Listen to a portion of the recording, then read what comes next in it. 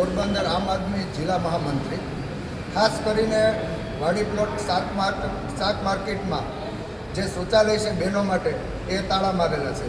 આજે હું સત્તા પક્ષને એ કહેવા માગું છું કે શું ઉદ્ઘાટન થઈ ગયા પછી હવે ઉદ્ઘાટન તાળા લાગ્યા છે, એનું ઉદ્ઘાટન શું તમે વડાપ્રધાન સાહેબ સાથે કરાવવાના છો? કારણ કે કેન્દ્રીય મંત્રી અહીંયા, કેબિનેટ મિનિસ્ટર આપણા અને રાજ્યસભાના સાંસદ પણ આપણા, બધું આપણું, તો શું ઉદ્ઘાટન કરવા માટે શું નરેન્દ્ર મોદી સાહેબને બોલાવવાના છે? એટલે ખાસ કરીને શું તંત્ર સૂતું છે? અમે આજે આમ આદમી પાર્ટી વતી તંત્રને જગાડવા આવ્યા છે અને ખરેખર જો શહેર માટે કામ કરવું હોય અને આ શૌચાલય વહેલી તકે ખુલે એવી માંગ કરીએ છીએ.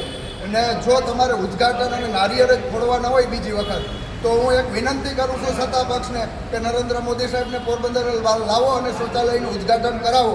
નકર તમને શું પ્રોબ્લેમ છે? અને સામું મીડિયા સામું આવો કે અમે આ શૌચાલય ખોલવા માટે આ પ્રોબ્લેમ છે, તો અમને બધા આમ જનતાને ખબર પડે. પાણીની મોટર ચોરાઈ ગઈ હોય તો જવાબદારી કોની? શા માટે એને સૂટ્યા છે? એક મોટર નો લાવી શકતા હોય અને વિકાસના બળીડા મારતા હોય તો સત્તા પક્ષમાં બેઠા એને શરમ આવવી જોઈએ. હું આજે મીડિયાના માધ્યમથી કહેવા માગું છું કે શરમ આવવી જોઈએ કે 2 વર્ષથી આ જો શૌચાલય બંધ હોય અને બહેનોને તકલીફ પડતી હોય તો આમ આદમી પાર્ટી જ્યાં પણ ખોટું થતું હોય ત્યાં બોલશે. કારણ કે એક મોટર ન લાવી શકતી હોય તો પોરબંદરની જનતાને હવે જાગવાની જરૂર છે અને પરિવર્તનની જરૂર છે. એક વખત આમ આદમી પાર્ટી પોરબંદરમાં આવશે એટલે જોવો કે સામાન્ય જનતાનું નાનામાં નાનું કામ છે એમાં અમે ખડે પગે ઊભા છે. પોરબંદરમાં ક્યાં બહેનો માટે શૌચાલય છે?